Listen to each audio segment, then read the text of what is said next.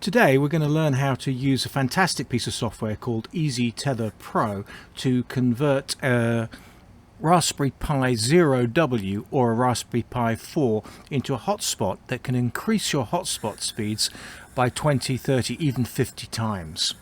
Now, the great thing about the Raspberry Pi Zero is that it's only $10, and it takes a little SD card like this that slots in the side, which effectively is its hard drive. It's a complete Linux distribution, so it's a very neat little device. In this particular instance, I bought a little box, and the lid snaps on, and it's a completely self-contained little contraption. One plugs the phone into one of the micro USB ports on the left, and one puts the power supply onto the other side, like I have done here. Now, in the case of the Raspberry Pi W, it will actually run off the USB port. The Raspberry Pi 4 needs a bit more power, and probably going to need to go and buy a special power supply for that. Now, the Raspberry Pi connects into the phone, and the Easytether software creates a connection so we're now creating a Wi-Fi hotspot that's separate from the Android phone.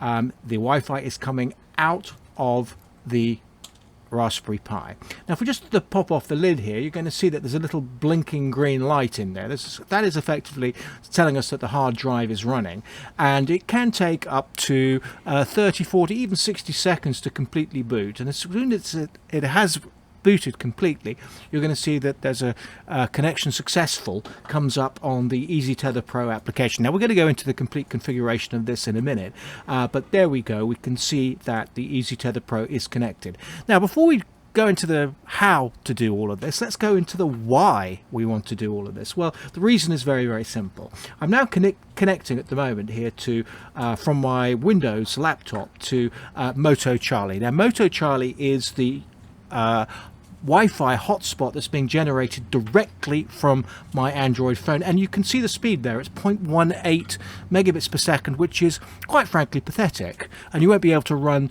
Netflix or do any kind of gaming at all on there. Now, let's go and have a quick look at the plan that I've got that's connected with this particular phone, and you'll see I've paid for mobile hotspot data unlimited at 3G data speeds. Now, 3G data speeds are anything up to 7 or even 8, 9, even 10 megabits per second. That is the definition of 3G. I have absolutely no idea how T-Mobile can justify giving me 0.18 megabits per second. It really is throttled down to the lowest common denominator there. Now, let's do exactly the same test with exactly the same plan, with exactly the same phone, except this time we are connecting the phone to the Raspberry Pi, and the Raspberry Pi is now going to generate the hotspot directly from it by getting its internet connection from that same plan. All right, so there we are. We're connected to that hotspot, and we're going to run the speed test again. That's more like it.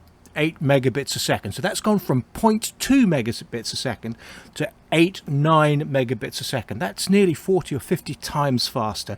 And we will be able to run Netflix from our mobile phone plan using the Raspberry Pi device. And you see we're getting upload speeds there of 4 megabits, which is perfectly adequate for most applications. So there's the final result: 8.8 megabits download, 4 megabits upload, as opposed to that blindingly slow speed before. Now, how are we going to do this? Now, this next part of the video is talking about how we're going to create and set up the Raspberry Pi. Now, the first thing that we're going to do in order to do this is that we're going to download the Raspberry Pi imager. Now, this is going to burn an image of the operating system that we want onto this little SD card, which we're going to slot in the side of our laptop like this, and that is going to burn the OS that we want onto that chip, so it will run as a normal Linux installation. Now, the particular flavor of the operating system that we want is called raspbian 32-bit. There is a 64-bit version, but it's not recommended. It's still in beta. So the first thing we do is we select the SD card that will appear once that card is slotted into the laptop card section, and then we select the Raspberry. There it is, the OS 32-bit. That's the one that we want. and we select that, and off we go. We are going to write to that card. Now, depending on the size of the SD card, will depend on how long it actually takes. I don't recommend, if you're going to use this hotspot, solely use it as a hotspot, that you get a card that's too large, because it takes longer to burn, it's more expensive, and ultimately most of the space is going to be wasted. Now let's just have a quick look again inside, and the difference between the Raspberry Pi 4 and the Raspberry Pi Zero. The Raspberry Pi 4 has got normal USB ports, which means that you can plug in a mouse. It's also got a normal micro HDMI port to it, which means that you can connect generally speaking, an ordinary cable to it, one that you might already have. So the mouse can go in, the cable can go in. It's got two HDMI video outputs, and a power supply. Now the Raspberry Pi Zero, however, is a little different, and that's can be a little bit annoying, because the chances are you may not have these cables. Firstly, it's only got one video output on it, and it is not the same video output, and of course the USB ports are the micro ones, so you can't put in an ordinary mouse in there. So there are really two options here. You can go out and get the right cables and get adapters for the USB ports there, or you can follow the configuration here that I'm going to explain to you as how you can set up a Raspberry Pi Zero without actually having either a cable for a monitor, without having a cable for a mouse, or any kind of adapters. We're actually going to remote desktop into the Raspberry Pi Zero. It's not even going to have a monitor, and we're going to then control it. Now, in order to be able to do this, we're just going to have a look at what's on the card after we've burnt the Raspbian 32-bit. You can see it's just a list of files there. What we need to do is add 2 files to that. Now, the instructions for all of this are on the link that are in the notes below this, so it might be best that you actually follow those. But just as a general principle, what we're going to do is we're going to add 2 files to this by burning them using our Windows laptop machine directly onto the card, 2 little text files. And one of the text files is going to have nothing on it whatsoever. It's going to be blank, and the other is going to have this configuration file over here, which is basically going to tell it to connect to our local Wi-Fi session. And you need to give it the SSID, so the name of the network, and you need to give it your password to. And what will happen is that when it boots up, it's going to connect to your Wi-Fi. Therefore, you're going to be able to connect to your device using that Wi-Fi connection. So for me, my local Wi-Fi is called Zeganet, and my password PSK equals 8Ms. The second file, interestingly enough, is completely blank. It doesn't have to have anything in it, but it does need to be saved onto that SD card in order to be able to trigger it connecting to your local home internet connection. And once it's connected to the internet, we can then connect to it by using our laptop, which is connected to the same internet connection, to connect to it.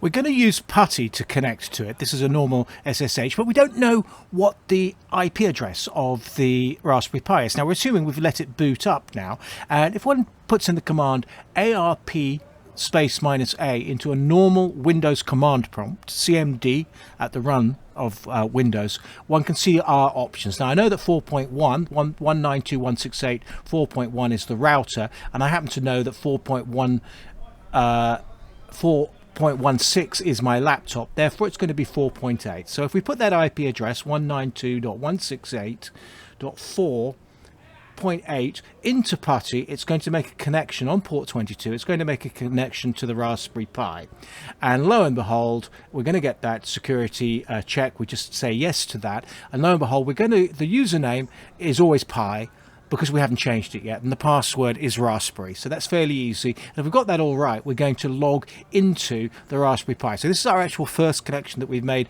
to the Raspberry Pi after it's booted up. And you can see there that it is a straight command prompt like interface.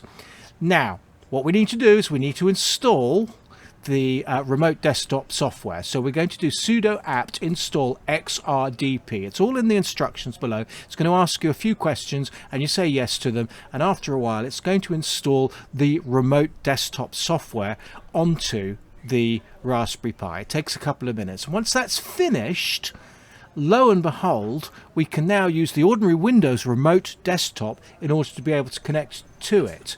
And there we go. Note that that IP address is exactly the same IP address as we discovered before, and the username and password is the same, Pi and Raspberry. And there we go. We are now into a very familiar Windows type user interface, which is going to be much easier for the next part of the configuration. It's not impossible to do it, frankly, from the SSH connection that we did before, but this is a much easier way of doing it. And we'll swiftly move on to the next section, which is installing the Easytether Pro software. Now, if you go to the website, which is also in the notes below, and link to that, you're going to see you have various options, and that includes the option for Raspbian. So we want to install the Raspbian software onto the Raspberry Pi, and that requires that we download the software and that we run it. So let's start by downloading it directly onto the Raspbian using the connection that we've got, the Windows desktop connection. You can see that it's downloading there at the bottom left-hand corner. And once that's done, we can install that onto the Raspberry Pi. Okay, we've now come to the part of the tutorial where we are going to install the main thrust of the software onto the Raspberry Pi. I have set up over here the commands that we're going to use that are also listed below this video in the notes, so that you can do exactly the same as me. It is so much easier to cut and paste these commands where possible. I've got myself a command line interface over here, and the first thing that we're going to do, and this really is quite important, is that we're going to make sure that the software is completely up to date. So I'm just going to paste that into here using the sudo command, because I am on a remote desktop connection into it, and I'm just going to paste that in, and we're going to run that. Now, that can take a couple of minutes. Now, if you want to do a sudo apt full upgrade, well, that's fine. I can warn you now that it can take quite a long time. Okay, that's done now. That took about 45 seconds to do. We are going to go on and install the Easytether software to the Raspberry Pi that we have already downloaded from this mobilestreams.com link that is here. And so it's here in my downloads folder. So I'm just going to CD into that particular folder, and then we need to run the installation command that we have over here. Now, one would have thought that one might be able to use the mouse to be able to do the installation with a right click and package install. Because we are on a remote desktop, the security measures won't let you do that, so you do actually have to use the command line interface to be able to install the Easytether software, as I'm doing so now. Now, this doesn't take very long. This takes about 30 seconds or so. Oh, even less. There we go. Okay, so now that we've got the Easytether software installed onto the Raspberry Pi, we need to start putting in the host APD here. Now, this is the access point. The unmask access point is basically going to install other packages that it needs and make sure that it's functional. Enable host APD over here. This is going to ensure that it starts up when we reboot the device, so that we don't have to do anything every time we power up. And then we are going to install the DNS mask, and this is going to be managing fundamentally all the IP addresses and the DHCP of our little device, turning it into effectively a router. So it's going to be getting its internet connection from the Android phone using the Easytether software. It's going to be routed into our WLAN 0 here, which is our internet connection. This is basically saying that we're going to assign the internet connection to 192.168.4.1, so that's going to be the router configuration. The commands down here are basically going to allow a pool of different IP addresses, starting at number 2, there we go, 192.168.4.2 could be the first one, anything up to 20. So this is allowing for plenty of connections, 18 in all. So that is configuring the router. There are a few other things going on here. We can give the domain a name, WLAN, and we can also give the Pi itself a name, which is gw.wlan. These are less important. The second part of what we're going to do down here is that we're going to configure the access point, give it a name so that will appear for us to connect to, and that name is going to be here, the name of the network, and we're going to change that in a minute. And then we need to give it a password, and the password is that we can assign, we're going to put here. So let's just go through this list one by one, doing all the things that we need to do. So we've done the update and we've done the Easytether package. We now are going to begin the installation of the access point. So we're going to copy that, paste that in, and let it do its installation.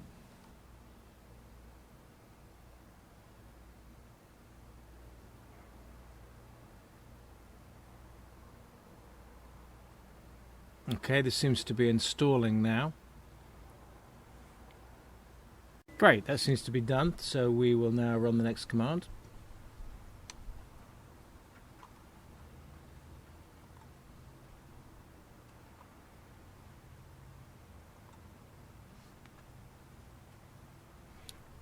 Paste that in.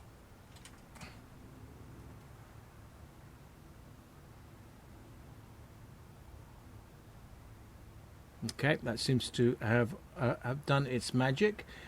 We are now going to enable the host APD, which means that it's going to run on startup.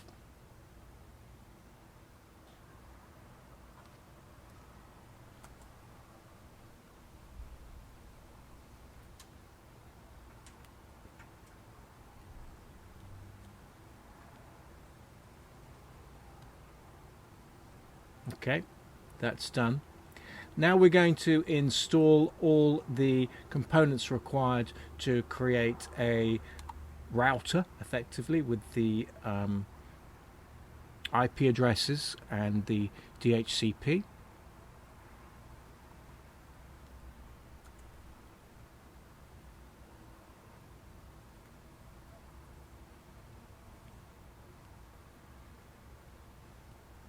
We do want to continue.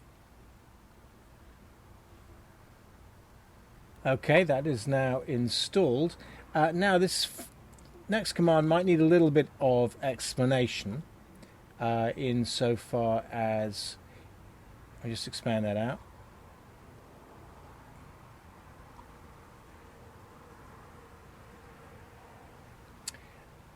It is to do with IP tables. Now, IP tables or IP tables is basically how the firewall is configured within Debian, Raspbian in this case. They're basically the same, and it is effectively saying that we need to install a piece of software that means that any changes that we make to the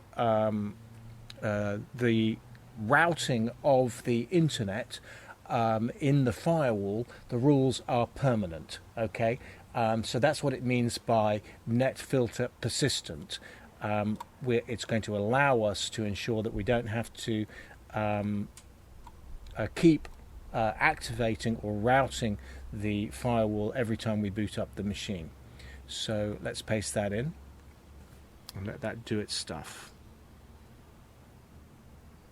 Okay, that seems to have installed perfectly well. So we're now going to do some configurations, and we're going to use the built-in text editor that comes with the Debian software, the Nano. So we're just going to copy this command. We always have to use sudo, remember, because we have not got root privileges, and we're going to paste that in, and that's going to open up a little text editor here. Okay, and we need to put this information in it, which is basically saying that we're now going to configure the WLAN 0, the wireless access point, to be configured to this IP address here. Okay, so we're just going to copy that, and we're going to scroll down to the bottom of the file. You can see everything here is is hashed out, so there's nothing actually in this file. It's just got suggestions at the moment, and we're just going to paste that in. Now, in theory, you can change the IP address here if you want, but there's probably no good reason to do that. And we're just going to Control X. Yes, we're going to save it to that file, and that is done. The next one we're going to do is we're going to configure another file here, which is the routed ap.conf. So we're just going to copy that. In a similar way, we're going to open up the nano text editor. Let's just paste that in here, and you're going to see that that doesn't have anything in it. So this is new. We're creating this, and the documentation for it is there. But it's basically saying that we're going to allow the internet connection that is coming from the Android phone to be routed to the WLAN 0. So it's just allowing IP forwarding, internet forwarding, if you like. So again, we're just going to paste that in there, and Control X to exit. Do we want to save it? Yes, we do. Save it as the same file. Right.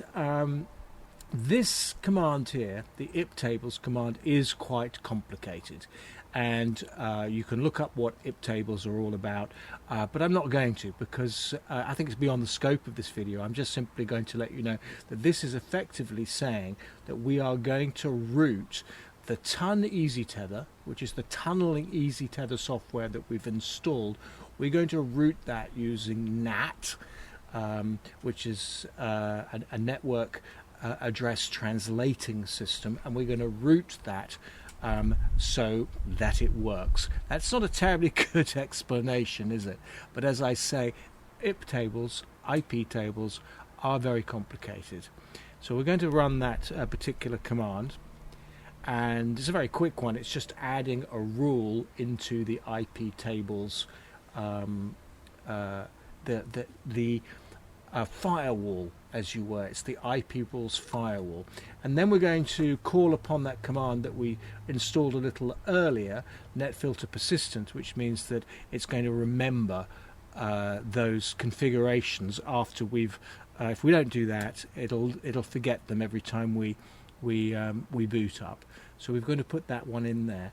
Now we are going to, in this command here, we're just going to take the original DNS mask configuration files, and we're just going to take a backup of them. It's always good practice to do this in case you want to come back and refer them. So that's all that command does. And then we are going to we've actually renamed that one, moved that one. So we're going to create a new one. So let's just paste that command in there and open up again the nano text editor, and this is what we're going to put into it. I mean, you can put the whole lot in, and this one's got a hash in front of it just to remind you where it all came from. Okay, and we're going to copy that into this file, and just as a recap on what that's doing, it's allocating the IP addresses for the connections to the wireless adapter, to the application, the access point, sorry, and this is the pool of IP addresses that it's going to give you. And if you remember, there are some couple of domains that we can put in there. So let's Control X that, and yes, we want to save it, and then we're going to enter that. And then finally, we've got a command here. This sometimes is not necessary. It's just making sure that the wireless adapter within the Raspberry Pi is activated, unlocked, or whatever you want to call it. It's a sort of just in case little command there. And finally, we want to name our access point and put a password into it. And this is how we do it here with this particular command. Again, we're opening up the nano text editor, and we're going to put in this little set of code, and of course we're going to adapt it slightly to our needs. So for instance, I'm just going to paste that in there, and then I'm going to make a couple of changes. The changes that I'm going to make is that I'm in the United States, so I'm going to alter that.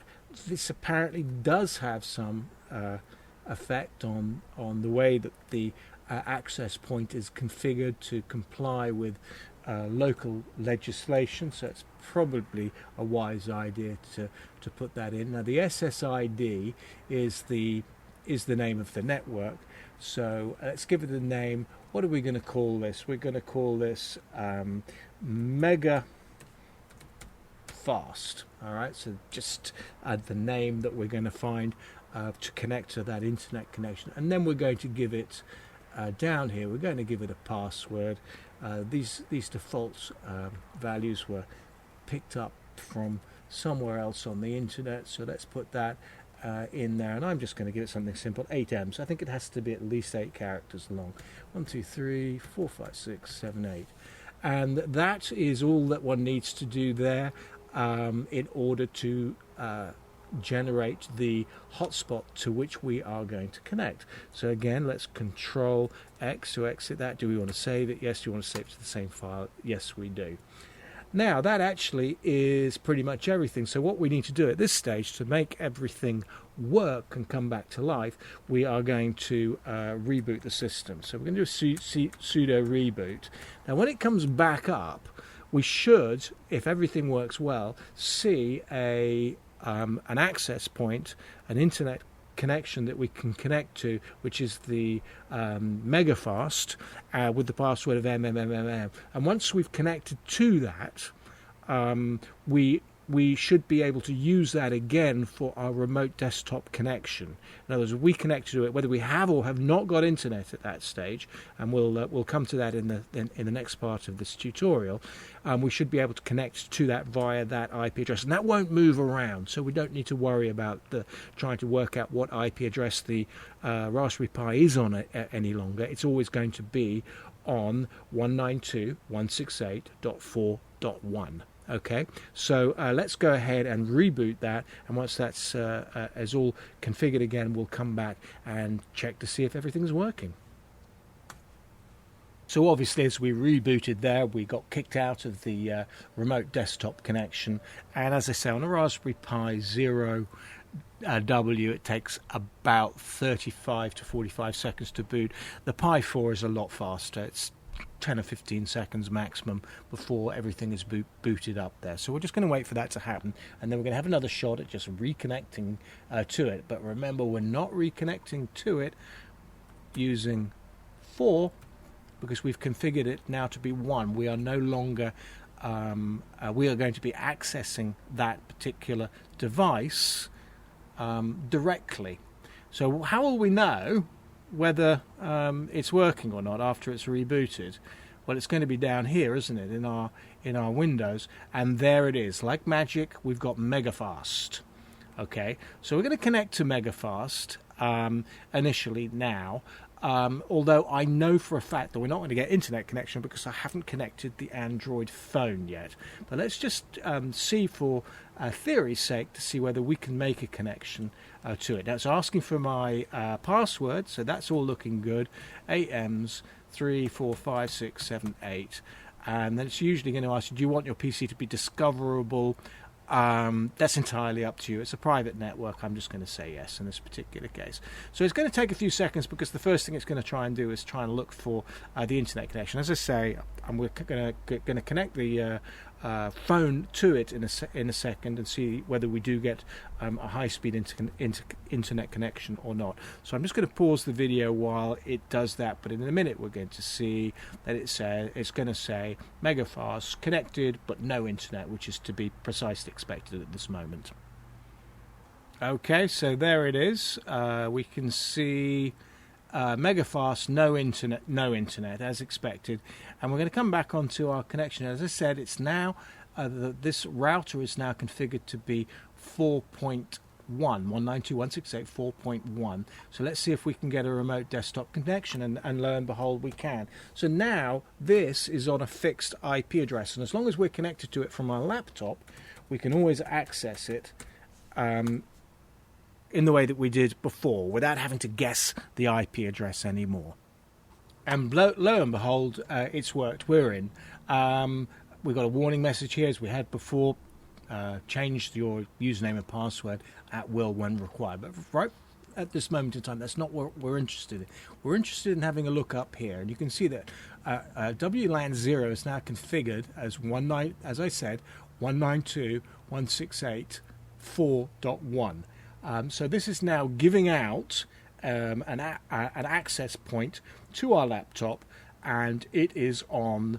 It is a router now. It's effectively a router on that particular IP address. So what I'm going to do now is I am going to plug the Android phone into the Raspberry Pi and see if we can now get an internet connection. Okay, just before we do that, we're going to head over to Google Play, and we're going to install the Easytether Pro software. Now, you've got a number of options here. You've got the Easytether, you've got the Easytether Pro, you've got the Easytether Lite. Now, the Easytether Full is what you want because that will give you the full functionality. If you go for the Easytether Lite, you won't get HTTPS, which is pretty much useless for any kind of streaming or even email. Everything uses HTTPS. So we're just going to go and get the Easytether Full. Now, it is $9.99, but it is well worth it, and we're going to install that. Now, there's one other thing that you need to do. You need to set your phone into developer mode. So if you go into the network settings and you scroll right down to the very bottom, you're going to see and go down to System. You're going to click on System and scroll down to the bottom again to the About Phone. Now, you need to click the About Phone 7 times in a row. That's it. 1, 2, 3, 4, 5, 6, 7. And after that, magically, you're going to see that some extra functions come up. Now, you need to enter your PIN because it's making sure that that's actually what you want to do. But once you do this, you're going to find that you've got developer options available to you. Now, there's no real downside to doing this. All it's basically doing, there we go, it's the developer options, and we click on that. We've got to do one little thing, is we've got to set the phone into USB debugging mode. Now, all this does, and it's asking you whether to allow it, all this is doing is basically saying that the cable plugged into your USB port of your phone can communicate with another USB port, which is going to be on the Raspberry Pi. Now, if we don't do this, then they cannot communicate with each other. There's no real downside to doing this. So if we now come back to our laptop here, and we can see that we've been disconnected on Megafast. Let's connect to Megafast and see what happens now. Megafast connected, secured. Okay, so it is working. And now, as the final test on all of this, is we're just going to go and have a look and see what the speed is. Okay, I'm running a speed test, and what are we going to get? Nice and healthy, 9, 10 megabits a second on the download speed. This is coming from the Raspberry Pi now, remember. And on the upload speed, we're getting a fairly respectable 5.6, around about 5. Very respectable. It works.